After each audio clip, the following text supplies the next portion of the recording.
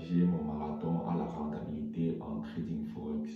Alors aujourd'hui, on se rencontre pour une nouvelle vidéo où je vais vous partager mon plan d'action étape par étape pour les semaines à venir sur comment je compte approfondir mon apprentissage en trading Forex.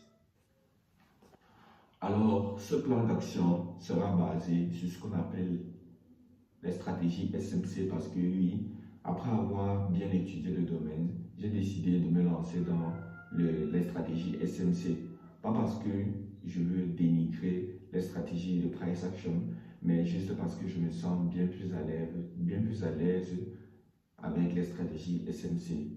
Du coup, durant cette vidéo, je vais vous montrer toutes les étapes, tous les topics, tous les sujets que je vais aborder chaque semaine pour pouvoir apprendre pleinement mon sujet. Alors, comme vous avez pu le voir sur la petite miniature, la première semaine de mon apprentissage consistera à apprendre tout ce qu'il y a à savoir sur la structure du marché. La structure du marché est un élément important dans l'établissement de ma stratégie car elle me permet de pouvoir déterminer la tendance actuelle du marché, si je dois acheter ou vendre, et ça pourra me permettre de prédire si le marché va continuer à monter ou bien si le marché va continuer à descendre ou bien s'il y aura un retournement de tendance. Alors, la semaine 2 de mon apprentissage Trading Forex sera basée sur la compréhension du concept de la liquidité en Forex. La liquidité, c'est quoi? La liquidité, c'est juste où reposer les ordres, les stop loss, les take profit, les sell limit et les buy limit des différents traders retail. Les retail, ce sont des gens comme vous et moi qui sont en train de trader de manière indépendante et qui n'ont pas franchement un gros impact sur le prix du marché actuel.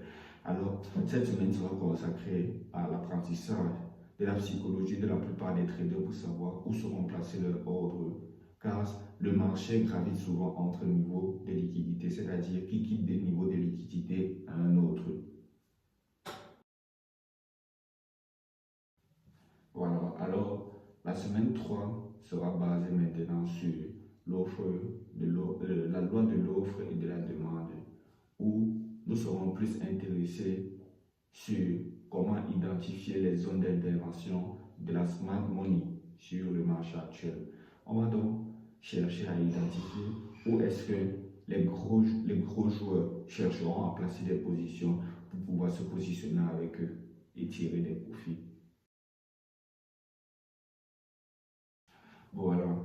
Après avoir assimilé toutes ces notions, ce sera maintenant l'heure d'établir une stratégie rentable et de la mettre en pratique sur les graphiques. Et maintenant, durant cette mise en pratique, le but ne sera pas de gagner de l'argent, mais plus de recueillir de la data qui va nous permettre d'affiner encore plus notre stratégie pour qu'elle soit meilleure maintenant sur un compte réel.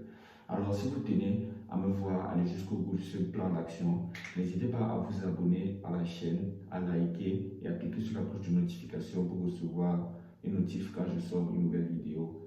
La prochaine fois, nous serons sur les graphiques où je vais vous montrer comment est-ce que je mets en place mon plan d'action à la fin de chaque semaine.